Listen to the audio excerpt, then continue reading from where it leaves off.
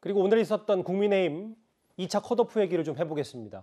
8명에서 4명으로 본경선 후보가 추려졌습니다. 오늘 내용부터 먼저 만나보겠습니다. 후보자 선출을 위한 2차 컷오프 경선 결과를 발표하겠습니다. 2차 컷오프 경선 결과 원희룡 후보, 유승민 후보, 윤석열 후보, 홍준표 후보 이상 4분이 본 경선에 진출하게 되었습니다. 원래 1차 컷오프 8명이었잖아요. 화면이 어떻게 움직이는지 한번 살펴볼까요? 여기서 이렇게 4명이 싹 추려졌습니다. 이현정 의원님. 네. 물론 저도 등수를 모릅니다. 네. 이따 김 교수님도 모르시죠? 예.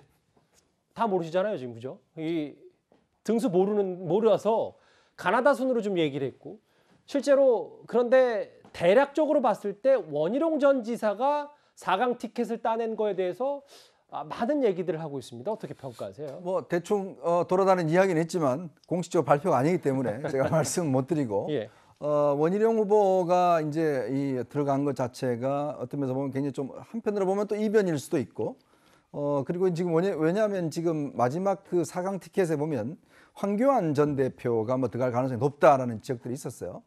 특히 황교안 전 대표 같은 경우는 이제 4.15 부정선거를 거의 뭐 본인의 컨셉으로 제시를 하면서 이제 이 경선 토론에 나섰기 때문에 예. 또 그쪽의 지지자들이 집중적으로 또 밀고 있는 게 아닌가라는 게 있었는데 최근에 보면 원희룡 후보 같은 경우는 이 대장동 1타 강사로 아주 이 유튜브에서 굉장히 이름을 많이 날렸습니다. 예.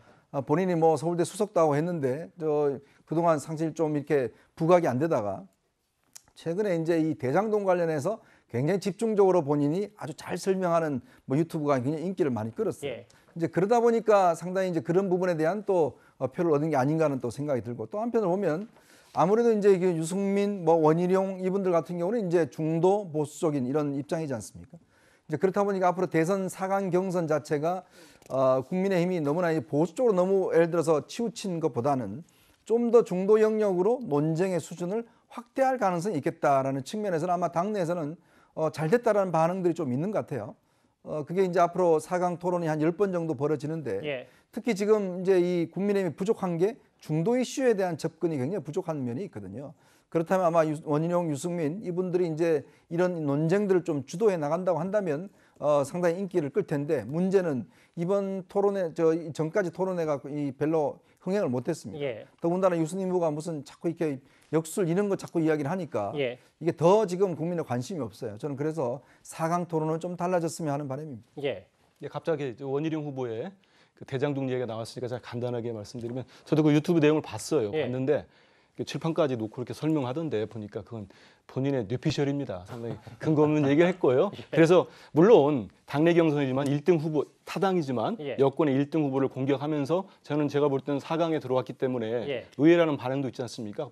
성공을 한 것 같은데 아까 우리 김균식 교수님이 유승민 후보한테 당부한 게 있어서 저도 짧게 당부하면은 이제 4분으로 추려졌으니까 지금부터는 당내 경선에 정책으로 승부하고 당내 지지자나 아니면 그 야당을 지지하는 국민들한테 우리는 이렇게 하기 위해서 대통령 후보에 나왔다 이런 얘기를 해야지. 예. 무조건 이재명 후보가 아무리 세다고 이재명 후보가 공격하고 이런 거 안 했으면 좋겠고요. 그리고 또 역술이나 점 논쟁도 그만했으면 좋겠습니다. 그리고 알겠습니다. 특별한 무슨 라면 먹지 왕으로 시작되는 라면 안 먹겠다 이런 얘기도 하지 마시고 어떻게 손가락만 닦겠습니까? 그러니까 그런 거 하지 마시고 예. 정책 비전으로 네 분이 치열하게 해달라 이걸 당부드립니다. 정책 비전 말씀을 하시면서 하신 말씀 또 다 하신 것 같아요. 여러 가지. 그렇습니까? 뇌피셜 두 분이 말씀하셨는데 혹시 뭐 뇌피셜이라는 단어는 뭐 좀 시쳇말로 근거 없는 본인의 개인 주장을 일컫는 얘기라고 제가 잠시 언급을 하겠습니다.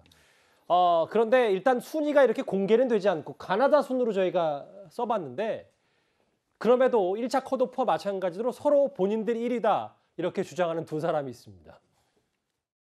우리 영주 사랑하는 우리 시당 동지 여러분 오늘 이렇게 뵙게 돼서 정말 반갑습니다. 그리고 우리 동지 여러분의 열렬한 지지로 또 뭐 2차 경선도 압도적인 승리로 이렇게 마무리했습니다. 감사합니다. 뜬 소문으로는 아주 성적이 좋았다고 합니다. 예. 서로 1위라고 하는데 네.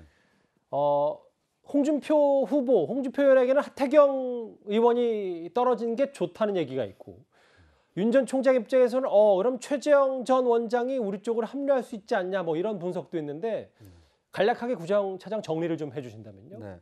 아무래도 이제 그 누구와의 어떤 친소 관계 그리고 이제 그 경쟁 관계였느냐에 따라서 앞으로 막바지 이제 본 경선에서는 합종 연행이 이루어질 가능성이 큰데요. 그동안 어떻게 보면 홍준표 저격수 역할을 했던 하태경 후보가 탈락을 했기 때문에 홍준표 의원 입장에서 후보 입장에서는 상당히 좀 이제 유리해진 측면이 있고요. 반대로 윤석열 전 총장의 경우에는 같은 입장에 있었던 최재형 전 감사원장도 문재인 정부에서 일을 하다가 야권으로 합류를 했기 때문에 아무래도 이제 경선에서 탈락한 건 아쉽지만 아무래도 본 경선에서는 윤석열 전 후보 총장을 지원하지 않겠냐 이제 이런 관측이 나오고 있습니다. 그런데 이제 시청자분들께 좀 예의가 아니어서 그렇긴 한데 야당에서 지금 공개를 안 했을 뿐이지 실제로 좀 돌아다니고 있는 얘기는 여러 가지 얘기들이 있거든요. 예. 그래서 윤석열 전 총장이 앞섰다, 홍준표 후보가 앞섰다. 그런데 두 가지를 보시면 좋을 것 같습니다. 이번 그 2차 경선에서는 당원 투표가 있었고 여론조사가 있었는데 둘 다 이기지는 못한 거고요. 한 후보가 당원 투표에서 크게 이겼고 다른 후보는 당원 투표에서는 크게 졌지만 여론조사에서 이겨서 뭐 지지율 격차가 아주 크지는 않았다. 뭐 이런 얘기가 지금 이 국민의힘 내부에서 좀 돌아다니고 있습니다. 더 궁금하게 하시는데 근데 확인된 건 아닙니다. 이것 네네, 또한. 그렇습니다. 예. 알겠습니다. 여기까지 오늘 2차 컷오프 얘기까지 정리를 하고요.